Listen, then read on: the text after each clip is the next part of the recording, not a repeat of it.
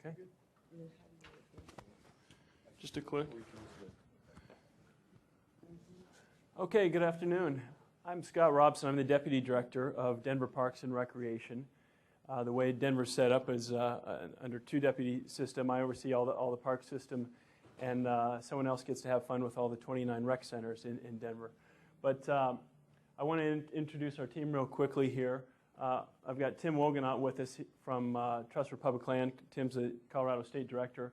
Amy Harmon's up here with me this afternoon. She's with Urban Market Partners, who's a developer in Denver. And we had some great discussions last night about really how well we do play with our development community and the city government in Denver. And I think Amy's presence here is a testament to that.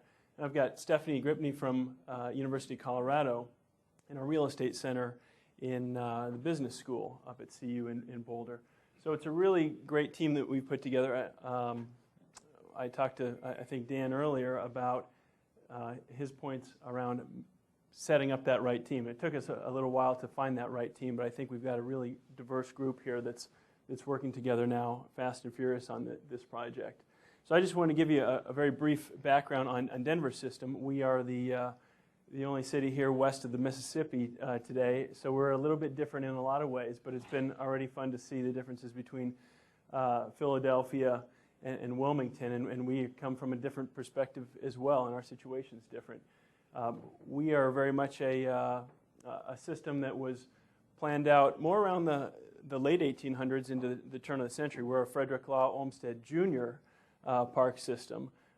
We were only setting up our tents when Senior was out there planning parks. So we've got this great system that does have a geographic boundary, which is the Rocky Mountains and the Continental Divide.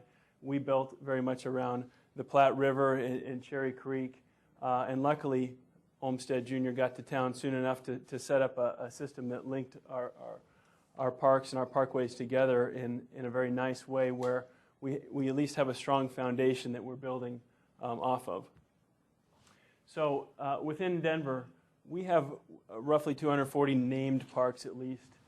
It's about 6,000 acres, and we have around 600, a little over 600,000 folks in the city of Denver itself. Now, the entire Front Range of Colorado that stretches along the metro area is more around the range of 2.5 million people, but it's a very long geographic area. So for this particular study right now, at least, we are focusing within the city of Denver itself. Our Parks Department, now this is just the Parks Division, we've got roughly an operating budget of $24 million, an additional $10 million budgeted for capital improvements. Now, those capital improvements that we have set aside each year, basically compete against any land acquisition. So a new playground or a sidewalk or anything else competes against land acquisition. So we do not have a dedicated funding source. But we're basically at 10 acres per 1,000 from a ratio of parkland in Denver. And that represents, like we've seen today, according to TPO, a pretty average ratio for intermediate to low density cities. I would call us more of an intermediate density city nowadays, but we're changing. We're densifying pretty rapidly. And 10 acres per 1,000 is roughly what we've set out within our what we call our game plan or the Parks and Recreation Master Plan. So we're there, but our issue is that ratio is going down, and I think it's going to go down pretty rapidly here. About 6% of our city consists of parkland, and that's not great, at least in my opinion. We're striving for better than that, and that is in the lower third of cities for intermediate density. I got a call the other day from Sunset Magazine to do an interview around Denver's park system, and she asked, the reporter asked, so I want to talk to you about how Denver got to be the largest park system in America. I said, well, we're actually nowhere near the largest park system in America. But we and Portland and a couple other, there's a reputation out there for whatever reason, it's probably our own Chamber of Commerce that pushed it out years ago, that we've got the biggest, the best, the greenest, whatever you might call it. But if you look at the numbers, it's simply not true. And rather than hide that fact, we're kind of actively trying to get that message out that we're average in many ways, and we need to find strategies to grow that system. Go ahead, Amy. So beyond our urban park system, we've got this 14,000 acres of gorgeous mountain parkland outside the city of Denver in 3 different counties. Those were planned in large part by Frederick Law Olmsted and a very strong Mayor Spear around the turn of the century. Olmsted came out and they rode horseback up in the mountains outside of Denver and tried to figure out what they needed to set aside outside the city. And again, going back to one of our earlier conversations, this was at a time when you could easily just drive out into the city limits and be out in the country. There wasn't necessarily a need to preserve open space, but there was some very forward-thinking minds at the time who knew the automobile was coming, people would need to get out of the city, camp, do all these great things that you would not be able to do in Denver much longer. So they set aside a huge amount of open space outside the city, and you find things like Buffalo Bills Museum and Red Rocks and America's highest city park, which is up on Mount Evans at 13,000 feet, and we have a range of different natural areas as well. Part of the point being that that whole system also competes against our city park system in our acquisitions. There is not a dedicated funding source that separates those in any way. Thank you, Amy. So we've got some different issues and constraints compared to other cities, I think, here in this particular study. And part of this has to do maybe with being in the West and not an Eastern industrial city in many ways. But we are very much a rapidly growing city right now, and we will continue to be for at least the next 20 years. I think the state as a whole has moved from roughly 3 million in population to about 5 million in just the last, I would say 15 years or so. We, as one of the cities is doing as well, I think Philadelphia, is pushing through a new zoning code right now in Denver that is putting a great focus on increasing the density in our urban core within Denver. And that's a great thing in many ways, but right now we're worried on the Parks Department side and some of our other partners like TPL around the fact that Denver does not really have the mechanics set up to bring in the parkland or open space from the development community as that density occurs. So you can see over time, going all the way back to the 1860s, our acres of parkland per 1,000 residents has steadily risen, and each of these bumps correlates, frankly, with a strong mayor. And going back to the political realities of how things get done, you've had some very key people in power at the time with a vision when those bumps occurred and new acquisitions occurred. But we're, I think, on a relatively steep downturn here as density comes in, and we've got no dedicated funding source for land and really no mechanics to set aside the land through the development. Thanks. So some of our opportunities, this is what we'll really focus on here in Denver. The geographic areas that we want the parkland and have master plans for the parkland happen to be the areas where we've got the greatest amount of commercial and industrial land, and that really is along the South Platte River very much so, and what we call fast tracks, which is our new light rail system where downtown Denver and Union Station is the hub of that wheel, if you will, and you've got 5 to 6 different spokes radiating out of downtown Denver. 2 of those light rail lines are either completed or underway, and 4 others are out there. But those are our areas of greatest need, and they also are areas where you've got a lot of commercial and industrial land. And unfortunately, we have one river in Denver, and that's where industry built and turned their backs on 50 years ago, and now it represents the greatest opportunity, I think, as well. Our economy really remains relatively strong, I think, compared to much of the country, and some of you in the room today. Our unemployment rate remains around 6.97% right now, and our real estate values have not dropped off the table. They remain pretty stable, both on the commercial side and residential side. But that's a constraint for us as well. It would be nice, frankly, if we had seen values drop much more rapidly. But they're holding steady, and that's good and bad.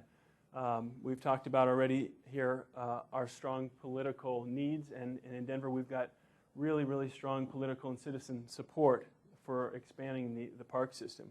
And I think that the fact that I'm up here today as a representative of the city versus someone else from Denver, I think represents the fact that the city as a whole is very much interested in growing our park acreage and managing our park acreage. Now, we too have real operational issues, but I think, again, from a political standpoint, we really see the need from a health standpoint, environmental standpoint, and we would very much like to be a leader in bringing in the new acreage and managing the new acreage in Denver, I think.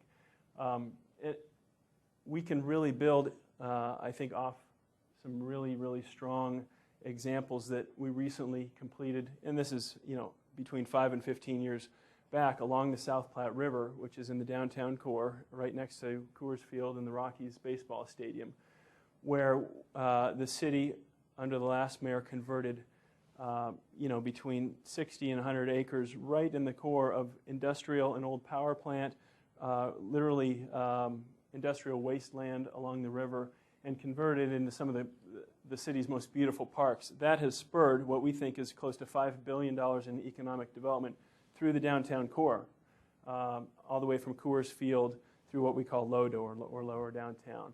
And we have got a master plan that really plays out replicating those parks now along the rest of the river. Back to our strong political support, we're lucky enough to have Secretary of Interior Salazar, as a former senator. His office was right there on the river at that confluence park. So he's now in the right place. His predecessor, Senator Bennett, was our chief of staff for Mayor Hickenlooper in Denver. So we've got the right connections right now, and people know what South Platte could look like. And then last, we do have some significant, although in this picture probably modest, outside funding sources already set up within Colorado, what we call GOCO, or Great Outdoors Colorado, it's a percentage basically of lottery funds. And I know that Will Shafroth, who used to run GOCO in Colorado, and Secretary Salazar are working on trying to play out this GOCO model on a national basis. And so there's some great support there. And really, as Tim and some of our team have talked even this afternoon, those lottery funds for us can serve as part of that local match. If we're trying to hit 10% of some bigger number, GOCO is going to be a big piece of that for us. Go ahead. Just to move here quickly through our remaining big opportunities, our number that we were given was $2.5 billion. Again, land values in our 4 geographic areas that I'll highlight here in just a moment have a broad range. So $70 a square foot to $3 a square foot.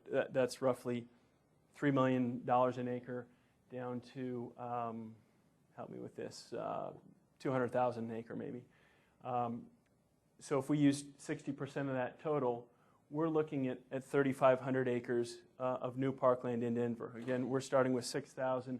That would have a significant impact on us, of course. That would be a 60% increase in Denver. And we're already a fairly nice-sized park system. To have a 60% increase and move from 10 acres per thousand up to 16 acres per thousand, again, from a political standpoint, would be a major base to build some campaigns off of. And to put that 3,500 acres into perspective, it's taken us 50 years to acquire the last 3,500, and we've been on a fairly rapid rise, but it's been since 1960 to get us over the last 3,500 acres. We think just because we've been playing with a lot of federal stimulus dollars for highways and whatnot in Denver, $500 million on the design side for design and construction might add as many as 14,000 jobs in the Denver area, and that, of course, doesn't account for any of the multiplier effects and so on. And within Denver, I don't know how the other cities play it out, but we basically build our operations around one maintenance employee per 20 acres. So it's just kind of interesting to look at what we would need if we were to take on another 3,500 acres. You're looking at basically another 175 park maintenance related folks, and that doesn't include all the kind of management and design teams as well. So we've recently been in the mode of laying a few people off and offering retirement incentives. So we are very much interested in the public-private partnerships to make this happen. We know that that's critical. So I'm going to walk through here where our 4 focus areas are in Denver, and then I want Amy to highlight a project she's been working on in the 4th focus area here that really is a true public-private partnership concept. So I've talked to you about the South Platte River. It is our one major river, runs from north to south, about 20 miles, 15 miles in length or so.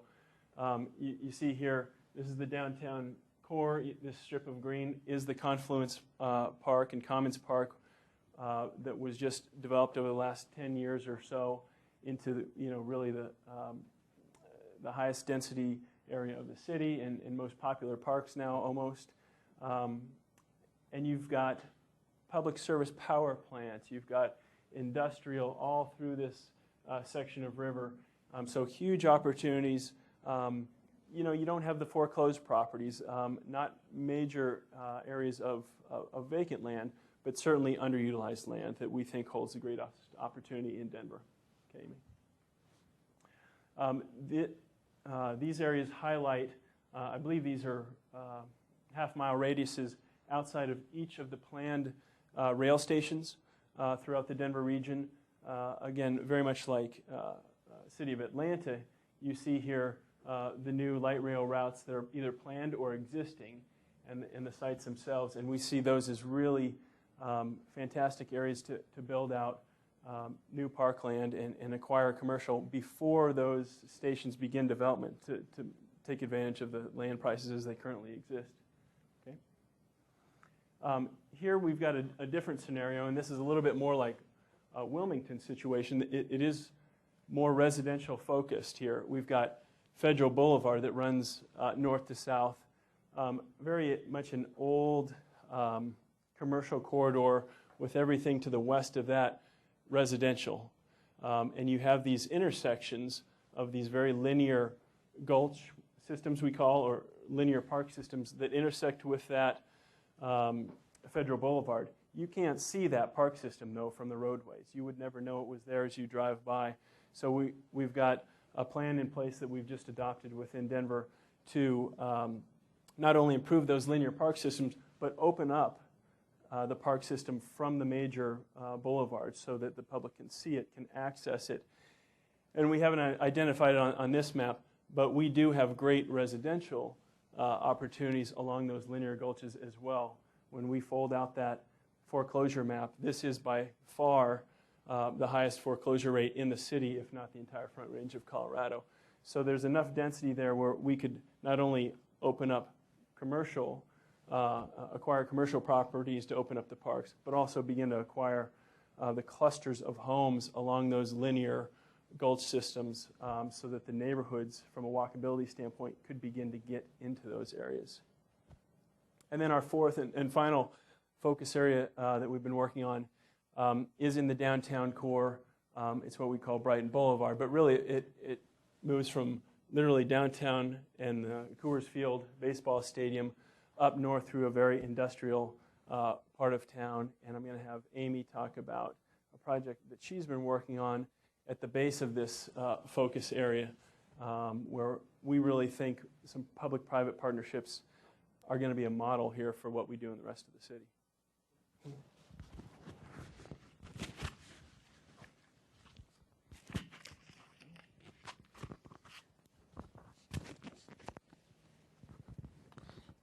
So thanks, Scott, and you can see why Denver is a fairly small town. When you were talking about Wilmington, through the 80s, we had a big, exodus of people. And if you survive the 80s, which I'm a product of the 80s, you kind of know everybody. It's a really small town at the end of the day. And as Scott said, in downtown Denver, and since I started in the real estate development business about 14 years ago, we've had an extraordinary opportunity to build in most of the city plan that had been in existence about 15 years ago. And we're really, the final sort of push on that is this really exciting project, the Union Station and giant transportation, regional transportation project, which has is, I guess, the largest west of the Mississippi. I think we're very exciting. So a lot of new infrastructure with the train systems out to DIA, et cetera. And what's happened is since we've built out our plan, we're in this new zoning code process and really as a community participating in the dialogue about how do we want to see our city evolve in the next 50 years. And so the private development community and landowners, as well as the community planning and development, park system, mayor, he was a developer himself. When I started in the business, he was renovating one of the buildings on the same block I was with my partners. And so he's very much an entrepreneur, very much a big picture guy, and very inspiring in that regard. So a great leader in that regard.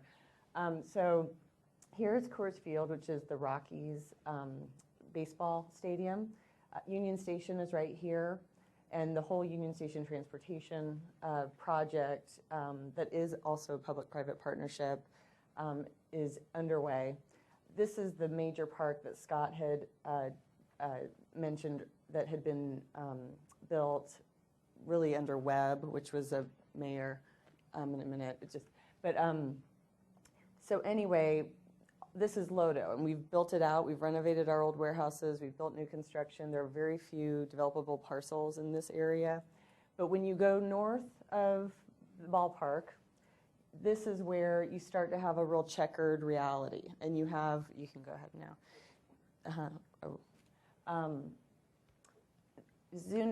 Zooming in, this is a 3.5-acre parcel that my partners and I own. We've worked for years. We bought it back in 2000, and at the time, there's a large trash recycling site here. It was an area in transition, and I think it still is from the perspective that there's still industrial zoning. Every developer's had to go in and rezone each parcel, and the big question in the private development community and land ownership community is how do you stimulate new development when we've built all these things? We have this zoning entitlement question, and we need to figure out the big picture of plan for the next 20 to 50 years. And when you have people who've known each other for years and years and years, and a lot of these land holdings have been in partnerships that are on some basis related, whether just through partnerships or families or whatever, they all have special interests. And on a local politics perspective, someone very wise who is actually an adjacent property owner to our property, she told me, she said, Amy, every square inch has politics to it. And you find it out very quickly when you start thrusting these concepts. And this is a concept, structured park, the concept evolved out of 8 years of conversation with a man that I had been working with as the local representative for the Rockies, who interfaced with the community. And how do we incentivize development? How do we get 24/7 activity? How do we do all these things? And with this Union Station rail development program, the Rockies, RTD is condemning part of their property. And they rely on this property for servicing fans at bulk, at game days and all these things. It's really the only time it's used. It's actually started to get more attention from the community, saying, well, why can't we use it every day?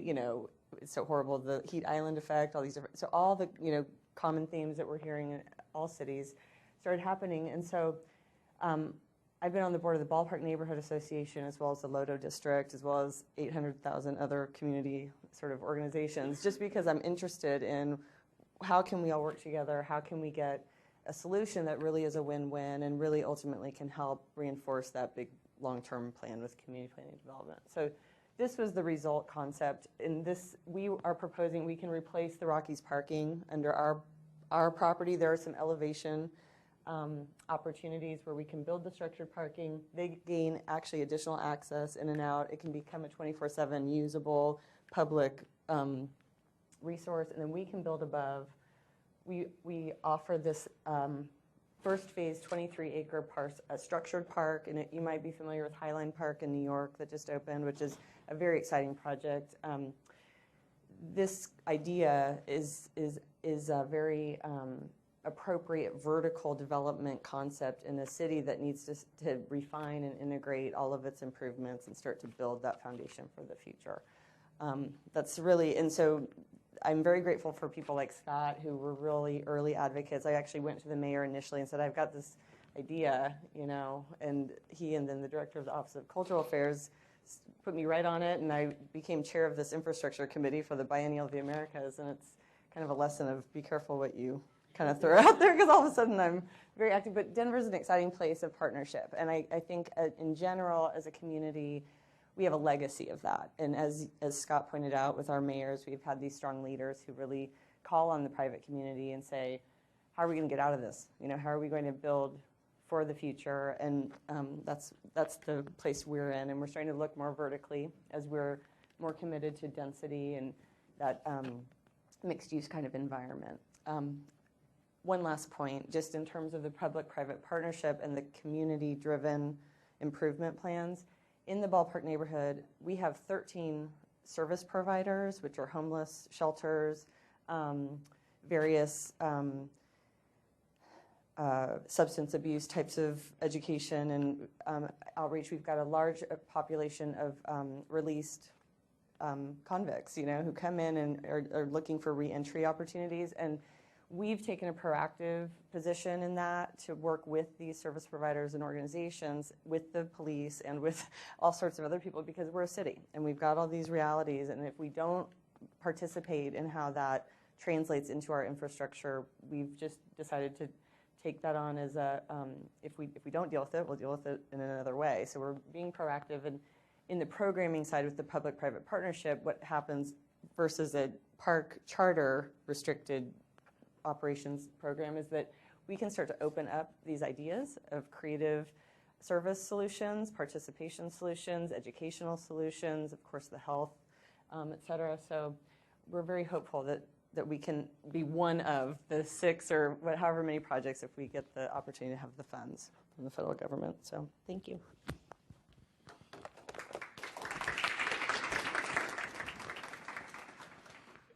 That is basically it. I just want to highlight here the range of different master plans that we really feel like are ready to implement.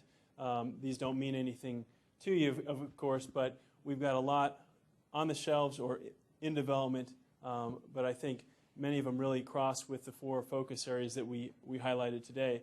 And as I note here below, unlike Miami-Dade County, who is showing off their new master plan here, making the rest of us feel guilty, we do not have a true citywide park acquisition plan in Denver, but I really think that this impetus, along with potential ballot initiative in a year in Denver, is going to lead the development and spur the development of such a plan. So thanks a lot. And again, we really appreciate all the support from the Messners and Paul Shabrick and everyone else. Thanks a lot. Thank you.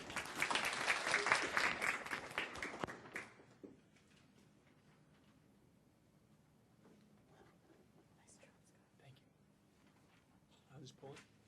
I believe so.